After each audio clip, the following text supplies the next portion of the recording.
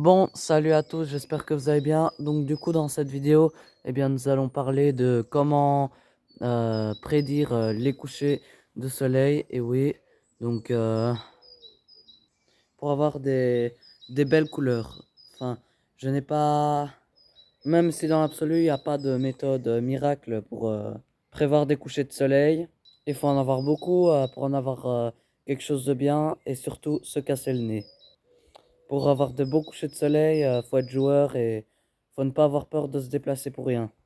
Parce que il faut des nuages. Un beau coucher de soleil avec des nuages, ben, un beau coucher de soleil, ben, c'est un coucher de soleil avec des nuages. Pas trop non plus, mais il faut quand même un peu de nuages. Quels sont les éléments qui vont avoir influence sur les couchers de soleil? Ça va être l'humidité dans l'air, ça va être les nuages, ça va être le vent. C'est quelque chose qui va avoir une influence majeure au niveau des qualités du coucher de soleil. Par exemple, au niveau de la qualité de l'air, bah, c'est par exemple après les orages, après des orages, après des tempêtes, après des coups de vent, des choses importantes, on aura un air très pur parce qu'il va être nettoyé, lavé. On va avoir des résultats en termes de couleurs impressionnants.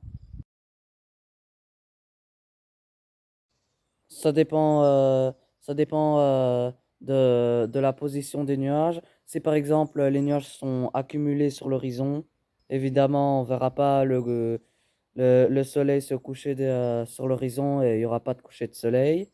Du moins, si, il y en aura un, mais pas visible pour nous. Faut se dire que les nuages de basse altitude ne seront pas nos amis. Parce que pareil, hein, si vous avez des nuages faits que de basse altitude, ben, on ne verra pas le coucher de soleil. Il faut, par exemple, euh, avoir des nuages de haute altitude, des, des cirrostratus, des cirrus, parce que l'avantage, c'est que ils vont être très haut dans le ciel et le soleil va être éclairé en dessous. C'est là qu'il y aura un intérêt et c'est là qu'on aura une beauté intéressante. Et du coup, bah, les nuages de basse altitude, ils vont être au niveau du soleil. Et du coup, il va faire un obstacle par rapport au soleil. Par exemple, un air plus sec sera une qualité un peu plus propice au coucher de soleil, plus intense. Parce que si l'air est humide, eh bien, il y aurait moins de chances que on aura des couchers de soleil colorés et intenses et de qualité. Donc ça aussi, ça pourrait être son importance. C'est pour ça qu'on peut avoir des couchers de soleil beaucoup plus jolis l'automne que le printemps. Mais ça peut. Je dis pas que c'est obligatoire d'avoir que des beaux couchers de soleil l'automne que le printemps. Mais souvent, on a plus de chances d'avoir beaucoup plus de phénomènes intenses et intéressants l'automne que le printemps. Et la chose importante aussi, c'est le vent. Pour avoir de beaux couchers de soleil, ben, le vent a son importance. Parce que si en milieu d'après-midi, vous avez une bonne proportion, vous avez des nuages de haute altitude qui sont en bonne position pour le coucher de soleil. Parce que si le vent se lève et nettoie le ciel, ben, ça ne sera pas forcément une bonne chose. Et au contraire, ben, les, le vent se lève et amène des nuages et obstrue le ciel et c'est pas une bonne chose. Donc le vent a son importance. Par exemple, si vous avez une journée avec beaucoup de nuages et pas beaucoup de vent, on se dit bah, est-ce que ça va se dégager d'ici ce soir? On ne sait pas, c'est pas le top. Le vent est quelque chose de très important. C'est quand même un élément à prendre, à tenir en ligne de compte. Parce que soit il peut être favorable et ça peut être négatif. Il peut être favorable en nettoyant le ciel quand il est bouché. Et il peut être négatif en amenant des nuages et en laissant la purée de pois bien présente et en nous cachant le coucher de soleil. Chose importante, même si on n'a pas un coucher de soleil, ben, n'hésitez pas à attendre 15 minutes, 20 minutes après le coucher de soleil, parce qu'on peut avoir des phénomènes comme le soleil qui est en dessous de l'horizon, donc on ne le voit plus, mais si l'horizon se dégage, eh bien, on peut avoir un phénomène où le soleil va éclairer par en dessous. Et c'est comme ça qu'on a des phénomènes de lumière très rose, des lumières, des couleurs avec des trucs extraordinaires. Donc c'est pour ça qu'on peut avoir un coucher de soleil, un soleil qui est couché, qui a disparu. C'est pour ça qu'on peut avoir des nuages beaux, roses, avec des couleurs intenses. Et surtout, c'est quelque chose d'intense. Donc soyez patient après le coucher de soleil. C'est pas que le soleil a passé la ligne d'horizon que c'est fini. Non, attendez 15-20 minutes après l'heure du coucher de soleil parce que vous pouvez avoir de bonnes surprises. Ou pas, parce que parfois il ne se passe rien. Parce que c'est en fonction des nuages, c'est en fonction de l'atmosphère. C'est pareil, tout est lié. C'est pas évident de prédire, mais ce que je vous encourage à faire. Mais c'est mieux d'être souvent sur le terrain le soir pour augmenter vos chances d'avoir beaucoup de beaux couchers de soleil. Et d'être présent à la bonne place au bon moment.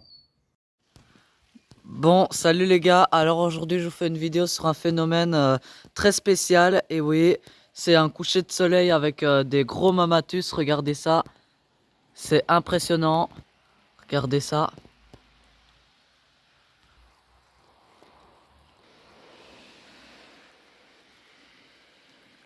Regardez ces gros... Waouh! Regardez les gros mamatus. C'est impressionnant.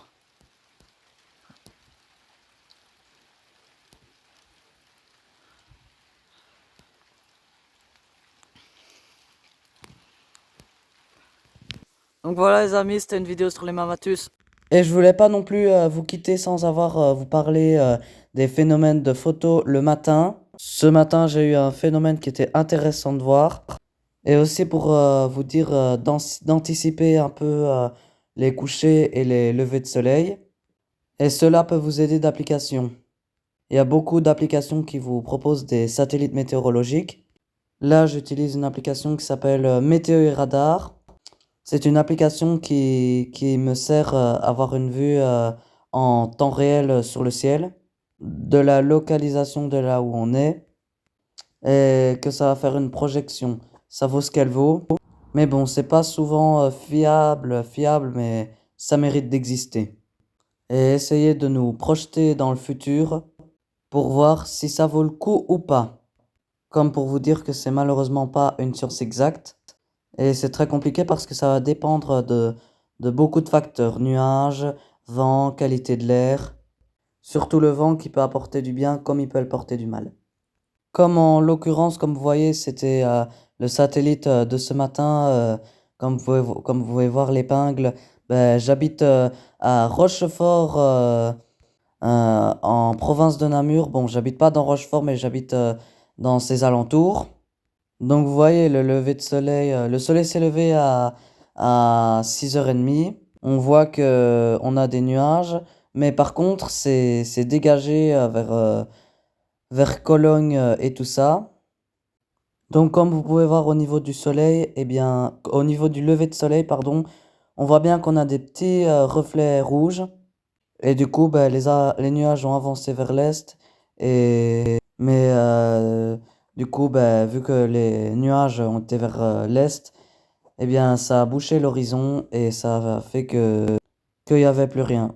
De toute façon, quand on a un ciel vraiment dégagé, c'est pas non plus très chouette. Dans la mesure où on aura juste un soleil qui sera dans un ciel vide. Et ce n'est pas non plus une bonne chose. Et il ne faut pas essayer d'avoir que des phénomènes de ciel dégagé. Pour ça, ça peut être quelque chose d'intéressant, mais il faut vraiment que les nuages s'en aillent. Beaucoup plus loin. Mais le souci, c'est qu'on n'a rien d'autre dans le ciel. Et au niveau des radars, si je reviens sur l'application radar, chez moi, ben, il y a une petite éclaircie. Là, on voit qu'il y a quelques perturbations autour de nous.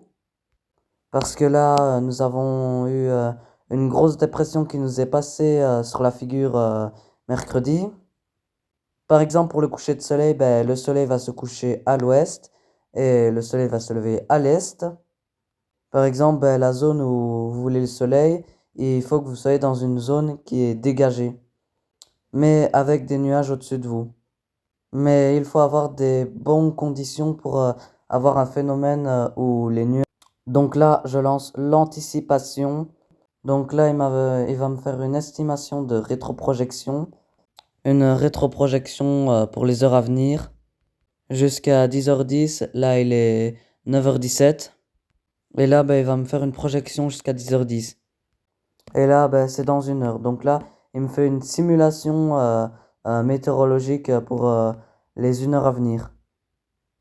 Comme par exemple, pour ce soir, on peut avoir une situation intéressante.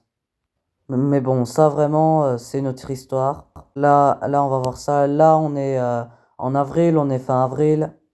Le soleil se couche vers 20h45, 20h50, 20h50, que je dise pas de bêtises.